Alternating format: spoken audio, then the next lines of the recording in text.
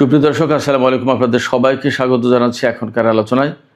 আপনাদের সঙ্গে আছি আমি সিরাজুল ইসলাম। দর্শক, ইরান এবং আমেরিকার মধ্যে অঘোষিতভাবে যুদ্ধবিরতি চললেও ইরান বলছে হরমুজ প্রণালীতে ইরানের অবস্থানে কোনো পরিবর্তন আসেনি। তার মানে হরমুজ প্রণালী যে বন্ধ আছে বন্ধই থাকবে, আমেরিকার জন্য খুলবে না এবং ইরানের মতো করে চলতে হবে, এর বাইরে কোনো কথা নেই। অর্থাৎ হরমুজ প্রণালী যুদ্ধের আগে যে অবস্থায় ছিল সেই অবস্থায় আর যাবে না। এপাশে বিভিন্নভাবে আমেরিকার পক্ষ থেকে যে দাবি করা হচ্ছে যে আমেরিকা ইরানের সাথে যুদ্ধবিরতি শান্তি আলোচনা চালাচ্ছে, ইরানের পক্ষ থেকে পরিষ্কার করে বলা হচ্ছে এই ধরনের কোনো উদ্যোগের সাথে ইরান নেই। শুধু তাই না, ইরান বলেছে যে নতুন কোনো রকমের যদি হামলা হয় তাহলে তার পরিণতি হবে ভয়াবহ। এদিকে মার্কিন প্রশাসন, বিশেষ করে মার্কিন যুদ্ধ মন্ত্রণালয় পেন্টাগন, ইরানের সাথে যুদ্ধে হতাহত মার্কিন সেনাদের কথা যা বলছিল আজকে তার চেয়ে অনেক বেশি বলতে বাধ্য হয়েছে। সিএনএন এই খবর দিচ্ছে, নতুন আহত সেনার সংখ্যা বলছে 624 জন। এর আগে 400 সামথিং দেখানো হচ্ছিল, আজকে হঠাৎ করে 624 বেড়ে গেছে। সিএনএন প্রশ্ন তুলেছে হঠাৎ করে কিভাবে বাড়লো এবং এখনও প্রকৃতপক্ষে হতাহতের সংখ্যা গোপন করা হচ্ছে কিনা সেই সন্দেহ কিন্তু জোরালো। এপাশে তুরস্কের জন্য একটা বিপর্যয়ের দিন ছিল গতকাল। সৌদি আরব থেকে তুর্কি নির্মিত বাইরাক্তার আকিঞ্চি ড্রোন ইয়েমেনে গোয়েন্দা বৃত্তির জন্য পাঠানো হয়েছিল। ইয়েমেনিরা একেবারে সাধারণভাবে সেই ড্রোন ভূপাতিত করেছে, যে ড্রোনের দাম 25 থেকে 30 মিলিয়ন ডলার, অনেক অনেক টাকা দাম। এরপরে আরও দুটি ঘটনা আছে, দুটি জাহাজ ডুবির ঘটনা আছে তুরস্কের। গতকাল তুরস্ক একের পর এক বিপর্যয়ের মুখে পড়েছে। এবার সে কাস্পিয়ান সাগরে ইরানের যে বাণিজ্যিক জাহাজে ইউক্রেন ক্ষেপণাস্ত্র হামলা চালিয়েছে, সে ব্যাপারে ইরানের পক্ষ থেকে তো কড়া প্রতিবাদ জানানো হয়েছেই। কাস্পিয়ান সাগর তীরবর্তী তুর্কমেনিস্তান, তাদের পক্ষ থেকে প্রতিবাদ জানিয়ে বলা হয়েছে কাস্পিয়ান সাগর শান্তি, সম্প্রীতি আর ভ্রাতৃপ্রতিম প্রতিবেশী দেশের এই সাগর, এখানে এই ধরনের হামলা গ্রহণযোগ্য না। তো সুপ্রিয় দর্শক, এই যে বেশ কয়েকটি বিষয় বললাম, এই বিষয়গুলো নিয়ে ছোট ছোট করে আলোচনা করব। আপনারা আশা করি শেষ পর্যন্ত সঙ্গে থাকবেন। আর যদি ভিডিও ভালো লাগে তাহলে লাইক, কমেন্ট, শেয়ার করবেন এবং চ্যানেলটি সাবস্ক্রাইব করে সাথেই থাকবেন। দর্শক, চলুন বিস্তারিত আলোচনা করি।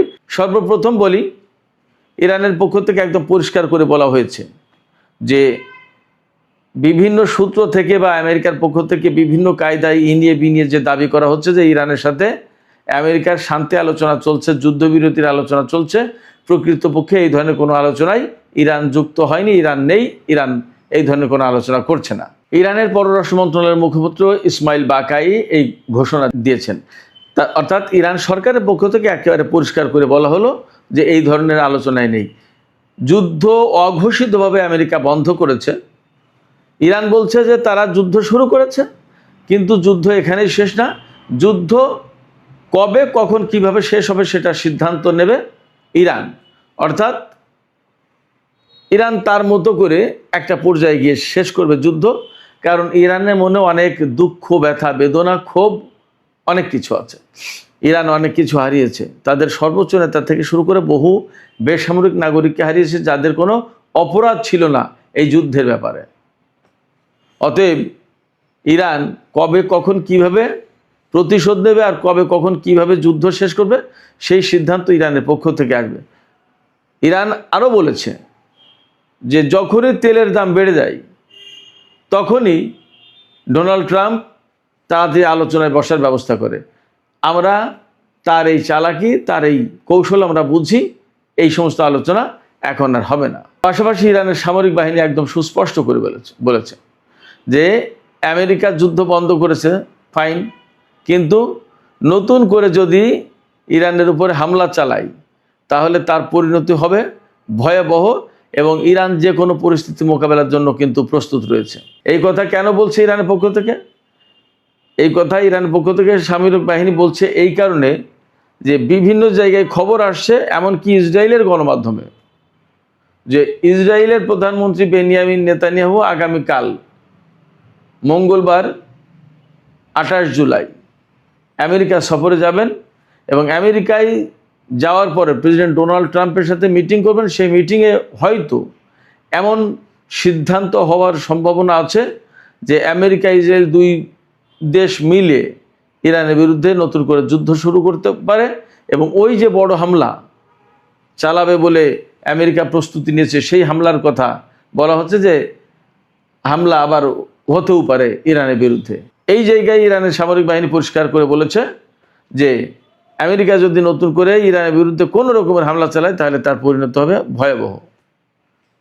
এদিকে মার্কিন প্রেসিডেন্ট ডোনাল্ড ট্রাম্প বলেছেন যে আমেরিকার হাতে অস্ত্র ব্যাপকভাবে কমে গেছে, ক্ষেপণাস্ত্র কমে গেছে বলে যে সমস্ত কথাবার্তা বলা হচ্ছে, রিপোর্ট বেরিয়েছে, এগুলো ঠিক না, ভুল। আমাদের হাতে প্রচুর পরিমাণে এবং যথেষ্ট পরিমাণে অস্ত্র সমস্ত সব কিছু আছে। তিনি এই রকম দাবি করেছেন যে আমেরিকার হাতে যে পরিমাণ অস্ত্র, গোলাবারুদ এবং ক্ষেপণাস্ত্র আছে পৃথিবীর কোনো দেশের কাছে তা নেই। অথচ খুবই বাস্তব কথা হচ্ছে যে ভারত মহাসাগর থেকে মার্কিন যুদ্ধ জাহাজ ক্ষেপণাস্ত্র ছুটতে পারছে না, তাদের হাতে ক্ষেপণাস্ত্র নেই। শুধু তাই না, কুয়েতের আকাশে ইরানের ড্রোন দীর্ঘক্ষণ উড়াউড়ি করেছে, সেই ড্রোনকে ভূপাতিত করতে পারেনি, ক্ষেপণাস্ত্র নেই। আরও একটা প্রমাণ, পারস্য উপসাগরের মার্কিন জাহাজের উপর দিয়ে ধারে কাছ দিয়ে ইরান ফ্যান্টম বিমান দিয়ে টহল দিয়েছে পারস্য উপসাগরে। সেই বিমানের দিকে আমেরিকা কোনো গুলি ছোড়েনি, কোনো ক্ষেপণাস্ত্র ছোড়েনি। অথচ কথাটা কিন্তু অন্যরকম ছিল। এবং অনেক জায়গায় রিপোর্ট বেরিয়েছে যে কাতারের আল উদেইদ ঘাঁটি এবং সংযুক্ত আরব আমিরাতের আল জাফরা ঘাঁটি খালি করে দিয়েছে, এখান থেকে বিমান এবং সেনাদেরকে সরিয়ে নিয়েছে আমেরিকা। শুধু তাই না, জর্ডানের কয়েকটা ঘাঁটি এরকমভাবে খালি করেছে বলে রিপোর্ট বেরিয়েছে। এখন মার্কিন প্রেসিডেন্ট ডোনাল্ড ট্রাম্প এই মুহূর্তে বলতেই পারেন, কারণ তিনি যেহেতু কমান্ডার ইন চিফ, তার দেশের ভাবমর্যাদা এবং সামরিক অবস্থান ধরে রাখার জন্য তিনি তো কত কথাই বলবেন। কিন্তু সিএনএন বলছে ভিন্ন রিপোর্ট। আজকেই এখনই সিএনএনের ওয়েবসাইটের লিড নিউজ হচ্ছে যে ট্রাম্প মুখে এই সমস্ত কথা বলছেন ঠিকই, কিন্তু তিনি যে কাজ করতে যাচ্ছেন সেই জায়গায়, অর্থাৎ প্রতিটি বাঁকে বাঁকে তার জন্য বিপদ আসছে। যুদ্ধ থেকে বেরিয়ে যাওয়ার কোনো কৌশল তার কাছে নেই। এটা আমার কথা না, এটা মার্কিন গণমাধ্যমের কথা। আর এই যে ক্ষেপণাস্ত্র কমে গেছে, অস্ত্র কমে গেছে, এটা আমি বলছি না, মার্কিন গণমাধ্যমে CNN, new York Times, Wall Street journal, এই সমস্ত বড় বড় বিখ্যাত পত্রিকা তারাই বলেছে। অতএব ডোনাল্ড ট্রাম্পের হাতে বা আমেরিকার হাতে কতটুকু অস্ত্র আছে আর কতটুকু নেই তাদের গণমাধ্যমের খুব ভালো করে জানার কথা। তাদের গণমাধ্যমে এই যুদ্ধের ব্যাপারে যে সমস্ত কথাবার্তা বলেছে তার অনেক কিছুই তো ঠিক। যেমন এই যে হতাহতের কথা, মার্কিন গণমাধ্যমে বহুদিন ধরে সন্দেহ প্রকাশ করে আসছে।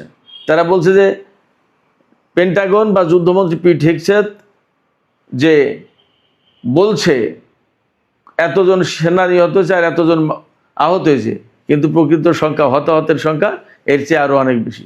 এখন আজকে যে তারা নতুন করে আপডেট করলো হতাহতের সংখ্যা, তাতে বলেছে নিহত 18 জন আর আহত 624 জন। কিন্তু সিএনএন এখানে বলছে যে এই সন্দেহ ব্যাপক জোরালো, যে এই সংখ্যা আরও বেশি হবে প্রকৃত সংখ্যা। এখন এখানে আমি আর একটা প্রশ্ন তুলে দিই, যখন 624 জন আহত তখন মাত্র কি 18 জন নিহত হয়? বহু গণমাধ্যমে এবং সামাজিক মাধ্যমে আমেরিকার এই হতাহত অর্থাৎ নিহত এবং আহত মার্কিন সেনা সংখ্যা কমিয়ে বলছে। এই ব্যাপারে তারা সন্দেহ প্রকাশ করেছে এবং তাদের সন্দেহ তো অমূলক নয় যে আজকে হঠাৎ করে এতজন বেড়ে গেল কী করে আহত সেনার সংখ্যা। অনেক তথ্য আছে যে তথ্য আসলে আমেরিকা গোপন করছে। তাদের পরিস্থিতি আসলে যথেষ্ট নাজুক। এখন ইসরায়েলি প্রধানমন্ত্রী নেতানিয়াহু আমেরিকায় যাওয়ার পরে যদি ইরানের বিরুদ্ধে নতুন করে হামলা এবং বড় যুদ্ধ শুরু করার চিন্তা করতেই পারে এবং এমন আশঙ্কা কিন্তু কম না। যদি করে তাহলে পরিস্থিতি আসলে খারাপ হবে। এবং আমি সবসময় বলছি, মধ্যপ্রাচ্যের যে পরিস্থিতি আমেরিকার, তাতে সম্ভবত তাদের আর এই সমস্ত ঘাঁটিতে টিকে থাকার অবস্থা নেই। এরপরেও যদি তারা নতুন করে যুদ্ধ শুরু করে তাহলে যথেষ্ট আশঙ্কা আছে আমেরিকার ঘাঁটিগুলোর আরও খারাপ অবস্থা এবং একদম মানে পতন বলতে যা বোঝায় তাই হওয়ার আশঙ্কা আছে। এটা আমার ব্যক্তিগত বিশ্লেষণে আসে। ইরান আরেকটি ঘোষণা দিয়েছে যে হরমুজ প্রণালীতে ইরানের যে অবস্থান ছিল তাই আছে, এতে পরিবর্তন হচ্ছে না। অর্থাৎ ইরান বলেছে কি যে হরমুজ প্রণালী আমাদের, এটা আমরা ম্যানেজমেন্টের দায়িত্বে থাকবো, টোল নেব কি নেব না সেটা আমরা সিদ্ধান্ত নেব, কোন পথে জাহাজ চলাচল করবে সেটা আমরা ঠিক করে দেবো, এর বাইরে কোনো কথা হবে না, এখানে কর্তৃত্ব নেতৃত্ব আমাদের হাতে থাকবে। এই জায়গা থেকে ইরান সরেনি, বলছে যে আমাদের অবস্থান ঠিক আছে এবং হরমুজ প্রণালী একেবারে নির্দ্বিধায় সবাই যাতায়াত করতে পারবে, গড়ের মাঠ ওপেন টু অল, নো, এরকম থাকবে না।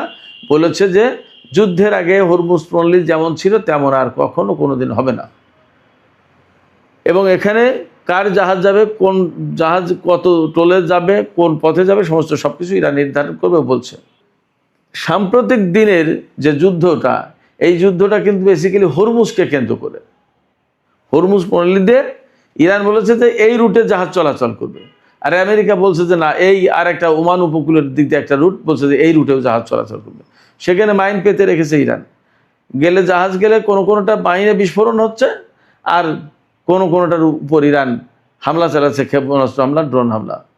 আমেরিকা সে সমস্ত জাহাজের নিরাপত্তা দিতে পারছে না, ফলে হরমুজ প্রণালী কোনো মতেই সিকিউর না। এখন ইরানের কথা মতো চললে সিকিউর, না চললে সিকিউর না। ইরান যে পথে চলতে বলছে জাহাজগুলোকে, সেই পথে গেলেই শুধুমাত্র জাহাজ নিরাপদে যাওয়া আসা করতে হচ্ছে, এছাড়া না। অতএব হরমুজ প্রণালী এলাকায় ইরানের কর্তৃত্ব এই মুহূর্তে চ্যালেঞ্জ করে আমেরিকা যে নতুন কিছু একটা করবে, এখনও পর্যন্ত এরকম অবস্থা হয়নি। এরকম অবস্থা হবে কিনা সেটাও একটা প্রশ্ন। এর মধ্যে হরমুজ প্রণালীতে গতকাল তুরস্কের একটি তেলবাহী জাহাজ মাইন বিস্ফোরণে ধ্বংস হয়েছে। এপাশে সৌদি আরবের কাছে তুরস্ক বাইরাক্তার আকিঞ্চি নামে খুব দামি মূল্যবান ড্রোন বিক্রি করেছিল। সেই ড্রোন ইয়েমেনের আকাশে গোয়েন্দা বৃত্তি করতে গেছে আল জাওয়াব প্রদেশে। সেখানে ইয়েমেনের হুতি যোদ্ধারা বা সেনারা তারা খুব সাধারণভাবে সেই ড্রোনকে ভূপাতিত করেছে। এই ড্রোনটার দাম হলো 25 থেকে 30 মিলিয়ন ডলার, তার মানে 2.5 কোটি থেকে 3 কোটি ডলার, অনেক টাকা দাম এবং বেশ বড়। 1500 কেজি বিস্ফোরক বহন করতে পারে এই ড্রোন। 1500 কেজি মানে 1.5 টন, 37.5 মন। আর 24 থেকে 30 ঘন্টায় এক টান আকাশে উঠতে পারে, 40,000 ফুট উচ্চতা, অনেক উপর দিয়ে এই ড্রোন উড়তে পারে, খুব আকারে বড় ড্রোন। সেই ড্রোন ভূপাতিত করেছে। তুরস্কের জন্য এটা একটা সেটব্যাক, একটা দুঃস্বপ্নের দিন, খারাপ সময়।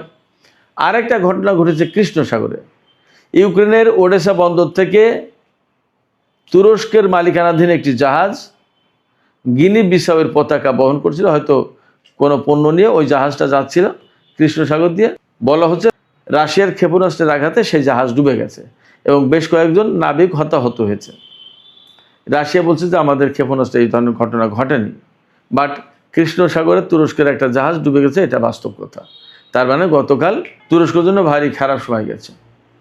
হরমুজ প্রণালীতে জাহাজ বিধ্বস্ত, কৃষ্ণ সাগরে ক্ষেপণাস্ত্রের আঘাতে জাহাজ ডুবে গেছে, আর ইয়েমেনের আকাশ থেকে তুর্কি নির্মিত সৌদি আরবের মালিকানাধীন ড্রোন বিধ্বস্ত। তুরস্কের জন্য কোনো খবরই ভালো ছিল না। আরেকটি বিষয়, ছোট্ট বিষয়, আমি একটু কথা বলে শেষ করি। সিরিয়ার প্রেসিডেন্ট আহমেদ আল সারা ওরফে জুলানি, তিনি বলেছেন ইসরায়েলের সাথে একটা নিরাপত্তা চুক্তি করার ব্যাপারে কাজ চলছে এবং একটা পূর্ণাঙ্গ চুক্তি হবে তাদের সাথে, যাতে সিরিয়া নিরাপদ থাকে। ভাবতে পারেন খবরটা কি? ইসরায়েলের সাথে সিরিয়া নিরাপত্তা চুক্তি করে সিরিয়ার নিরাপত্তা নিশ্চিত করবে। অথচ আরব বিশ্বে একমাত্র দেশ ছিল সিরিয়া যারা ইসরায়েলকে স্বীকৃতি দিয়ে তার সাথে কোনো রকমের সম্পর্ক রাখার ব্যাপারে সবচেয়ে সিরিয়াস ছিল, রাখতে চাইতো না, রাখেনি। বাশার আসাদ অথবা তার বাবা হাফেজ আল আসাদ কেউই ইসরায়েলের সাথে সম্পর্ক করেনি। আর তুর্কি সমর্থিত ইসলামপন্থী সরকার ক্ষমতায় এসে ইসরায়েলের সাথে এখন পূর্ণাঙ্গ সামরিক এবং নিরাপত্তা চুক্তি করতে যাচ্ছে। বুঝতেই পারেন পরিস্থিতি কোথায়, কতটা দৈন্য দশা হলে এইগুলো করে। এবং তুরস্কি সমর্থিত সিরিয়ার সরকার কিন্তু তুরস্ক রাত দিন ইসরায়েলের বিরুদ্ধে যুদ্ধ করে বলে ঘোষণা দেয়। আর তার প্রিয় ভাজন যে তুরস্ক এই আহমেদ আল সারাকে সিরিয়ার ক্ষমতায় বসিয়েছে, তার প্রিয় ভাজন প্রেসিডেন্ট আহমেদ আল সারা ইসরায়েলের সাথে চুক্তি করতে যাচ্ছে। পরিস্থিতি এই। সুপ্রিয় দর্শক, এখনকার আলোচনা এখানে শেষ করতে চাই। আলোচনা শেষের আগে আমি আপনাদের কাছে প্রশ্ন করি, আসলে সিএনএন যে খবর দিচ্ছে হঠাৎ করেই আমেরিকার প্রতিরক্ষা দপ্তর বা যুদ্ধ মন্ত্রণালয় পেন্টাগন তারা বলল যে 624 জন আহত হয়েছে ইরানের সাথে যুদ্ধ করতে গিয়ে, হঠাৎ করে বেড়ে গেল। তারপরেও তারা বলছে যে মার্কিন সেনা যে নিহত হয়েছে এবং আহত হয়েছে এই সংখ্যা এখনও কমিয়ে দেখা হচ্ছে বলে যথেষ্ট সন্দেহ আছে। আপনাদের কি মনে হয়? আপনারাও কি সন্দেহ করেন যে আসলে আমেরিকা কমিয়ে বলছে? আপনাদের মতামত জানিয়ে কমেন্টে লিখতে পারেন। আর ভিডিও ভালো লাগলে লাইক কমেন্ট শেয়ার করবেন এবং চ্যানেলটি সাবস্ক্রাইব করে সাথেই থাকবেন। দর্শক, এখনকার আলোচনা এখানে শেষ করতে চাইছি। আপনারা সবাই অনেক অনেক ভালো থাকুন। আল্লাহ হাফেজ।